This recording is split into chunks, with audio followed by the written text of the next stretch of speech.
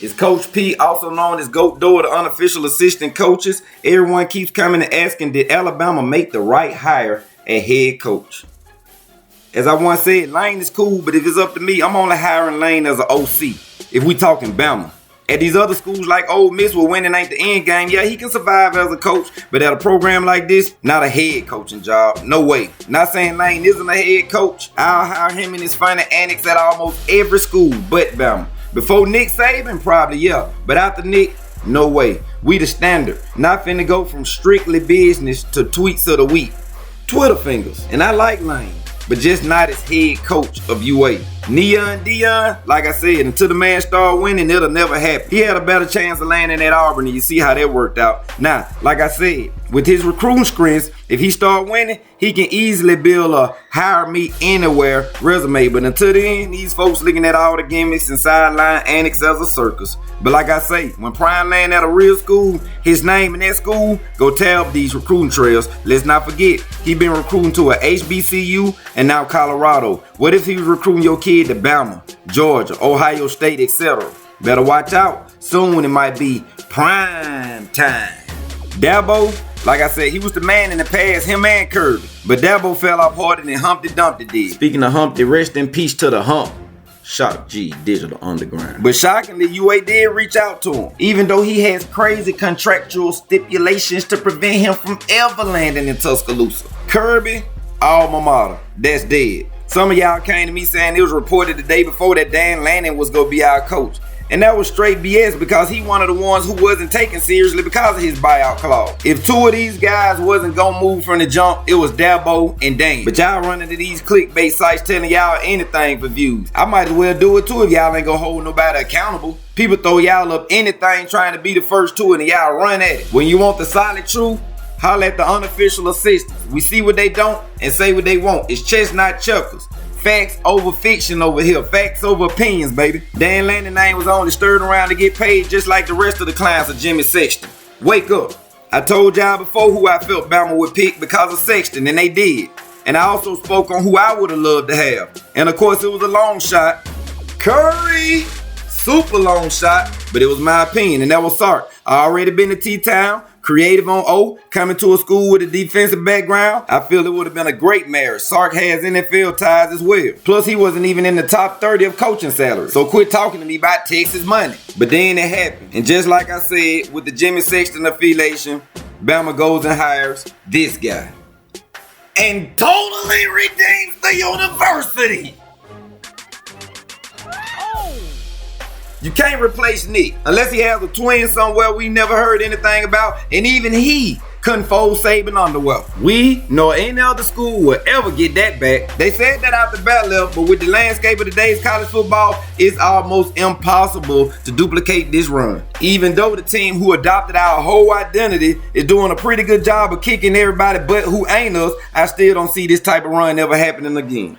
Alabama gets a coach who is exactly what I was looking for when describing Sark. A good coach, an offensive-minded coach, a winner. His only difference, he isn't a former Bama employee and he doesn't have Sark NFL hours yet. He is undefeated versus Sark and Dan Lanning and only been at Washington 2 years. What would 4 or 5 years of recruiting have looked like? This man 5-0 versus two of the top candidates for this job. One of his main questions is recruiting in the South, but hey, I got a trick solution for that in the form of old Saint Nick, who will still be on the yard, which is almost as good news as the hire itself. Thank you, Nick, as if you ain't done enough. But our new coach has been nothing but a winner since he started. From 2000 to 2004, offensive coordinator for Sioux Falls. Starting in 2005, he went from offensive coordinator to head coach, and in 5 seasons, lost 3 games, 6-7-3, 3 NAIA championships. 2006, 2008, and 2009. In 2010, moving on up the ladder, next stop, Southern Illinois, offensive coordinator and wide receivers coach. I love it. This was the most turbulent time of his career, record-wise, but this ain't his team. He only serving as offensive coordinator. But I bet he learned a lot of lessons during those hard times that still resonate to this day. 2014 through 16, Eastern Michigan, offensive coordinator and quarterbacks coach. This man is a former wide receiver himself, All-American. Not only has he been an offensive coordinator, but a wide receivers coach, as well as a quarterbacks coach. I love it. In 2017, he takes over Fresno State as an offensive coordinator. They go 10-4. Let's look at the years before he arrived. Let's go 3 years back. Fresno State, 2014, 6-8. 2015, 3-9. 2016, 1-11. 2017, upon his arrival as offensive coordinator, they go from 1-11 to 10-4. The second year, 12-2. He would then leave Fresno State as their offensive coordinator to take over the offensive coordinator role at Indiana, who's coming off a 6-7 record and 2 5-7 records. In 2019, when he shows up, they go from 5-7 to 8-5. In 2020, he would go back to Fresno State. This time, instead of as an offensive coordinator, he's going as the head coach. Fresno State record the year before he came, 4-8, which was 2019. In 2020, the COVID year, we don't get off but 6 games. But in 2021, 10-3, his first full season as head coach at Fresno State. That's a turnaround from 4-8 to 10-3. And of course, when you get results like that, we moving on up. Shout out to the Jeffersons, baby. Washington, come call. 2022, 11-2 his first year, taking over another team similar to Fresno State with a 4-8 record. Again, I say, in 2021, before he arrived, Washington was 4-8, similar to Fresno State when he arrived at their school.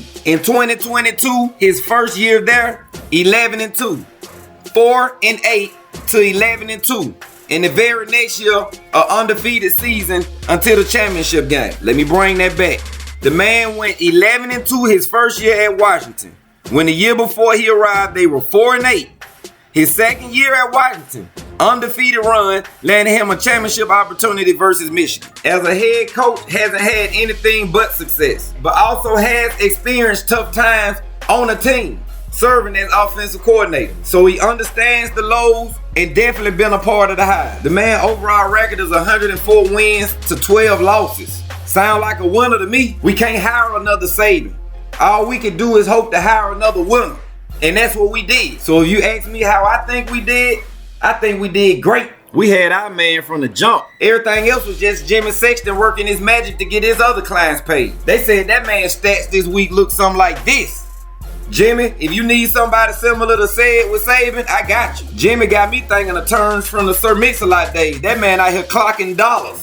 This was the perfect hire for Bama. We did not strike out. It was all a money ploy. We had our man from the jump.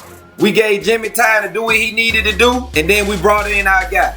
And hopefully this guy, offensive-minded guy, former wide receivers coach, former quarterback coach, can get this quarterback situation under wraps and can go out and get my star receivers back as far as the current one and the one that was on the way. To lead the #1 team in the nation back to our rightful place on top of the throne of college football. Coach Kalen DeBoer, welcome to the South. Welcome to the SEC. Welcome to Alabama football. We do not expect another Coach Saban. We just expect a winner. And you fit the criteria. We got your back, Coach. We crazy, but not as crazy as they make us out to be. We know you can handle it. Let's get here and make magic, baby. Again, Coach Kalen DeBoer, a.k.a.